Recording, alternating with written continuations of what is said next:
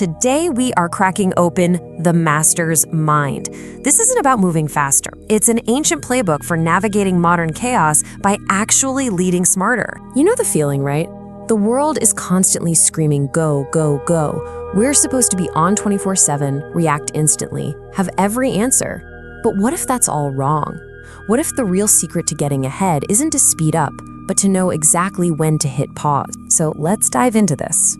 We're going to explore a really unconventional playbook for leadership drawn from some seriously ancient wisdom.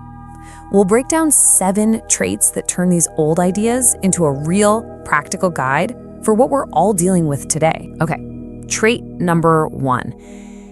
It sounds almost timid, doesn't it? Cautious as crossing winter ice. It's this powerful reminder that the path forward, well, it's not always as solid as it looks. So what does that look like today? It's all about risk-aware decision-making. Just think about how Elon Musk tests rockets. He doesn't just launch the final thing and hope for the best. No way. He tests, he fails small, he learns, he adjusts, and he goes again. Each little test on that winter ice helps him avoid one single catastrophic failure. All right, trait number 2. This one feels a little intense. Alert as facing neighbors' scrutiny. You know that feeling, right? Like every single move you make is being watched and judged. But that feeling translates into incredible situational awareness. It's like a great nurse in the ICU. They're not just looking at the patient. They're seeing the tiny dip in oxygen, that subtle change in the heart rate on the monitor. They spot the crisis before it ever starts. That's a superpower. Next up, trait number 3. It's so simple, but so deep. Respectful as a guest. When you're a guest in someone's home, you don't just barge in and start rearranging the furniture, right? You observe, you listen, you show respect for the space you're in. In leadership, this is what we call cultural humility.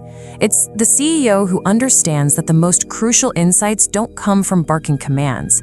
They come from actually listening to the people on the front lines. The real game changers, they're usually discovered on the factory floor, not in the corner office. Our 4th trait is such a beautiful image, fluid as melting ice. Think about it. Ice is rigid. It's brittle. Under pressure, it shatters. But when it melts into water, it becomes adaptable. It flows around any obstacle and can fit into any container. We literally all just lived through a masterclass in this. Remember the pandemic? Restaurants that were rigid, that were dine-in only, they broke. But the ones that became fluid, the ones who pivoted to takeout, to delivery, to outdoor dining, they were the ones who survived the disruption. Okay, so trait 5, solid as raw wood, might sound like it contradicts the last one, but it really doesn't. This isn't about being rigid. It's about being authentic, unpolished, having a substantial, genuine core. Today, we just call this authenticity. It's the entire powerhouse behind Brené Brown's research. She showed us that vulnerability isn't weakness. It's the absolute bedrock of trust. That raw, unvarnished honesty, that's what builds connections that can't be broken. Trait number 6 gives us another incredible mental picture. Open as a valley. A valley doesn't fight what comes into it. It's receptive. It accepts the river, the rain, the seeds that blow in on the wind. It's basically a natural basin for growth. And this, right here, is the growth mindset in action. For years, Microsoft saw open source software as a mortal enemy, a threat to their entire business. But when Satya Nadella took over, he opened the valley. He embraced the very thing they feared, and in doing so, he completely revived Microsoft, making it more powerful than ever. And now for our final, and maybe the most challenging trait, muddy as murky water. Oof, our modern world hates this. We demand crystal clarity, clean data, simple answers. Murkiness just feels messy. It feels wrong. But here's the secret. True innovation almost always happens in that messy, murky space.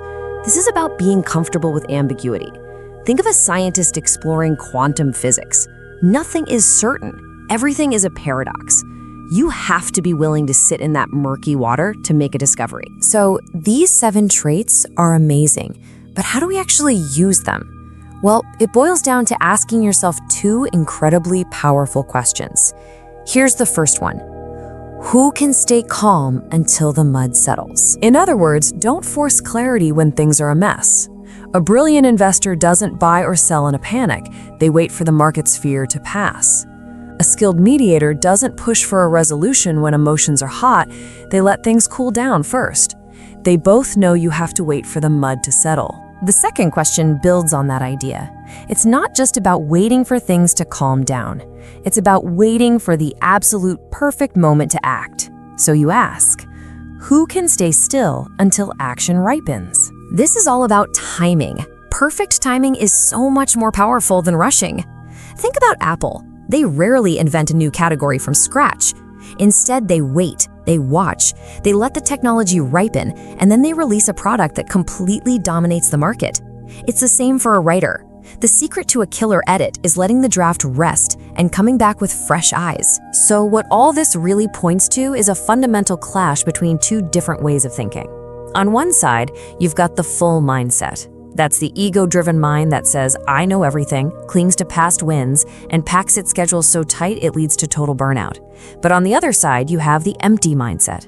This mind says, I know just enough to act. It embraces imperfection as a way to evolve, and it purposely leaves white space in the schedule, because that's where reflection and real innovation happen. There's a simple, ancient saying that just nails it. A cup that is too full will spill. It's just physics. And in the same way, a mind that thinks it's complete, well, it can't learn anything new. And that brings us to the most crucial point of all. The true master doesn't try to be complete. In fact, they actively work to stay incomplete. By staying unfinished, they hold on to what already works while still being open and ready for what's next. And they don't get distracted by every shiny new object that comes along. So I want to leave you with this one question to think about. Consider the biggest challenge you're facing in your life or your work right now. Instead of pushing and struggling and forcing a solution, what would happen if you just paused? What might you see if you just let the muddy water settle?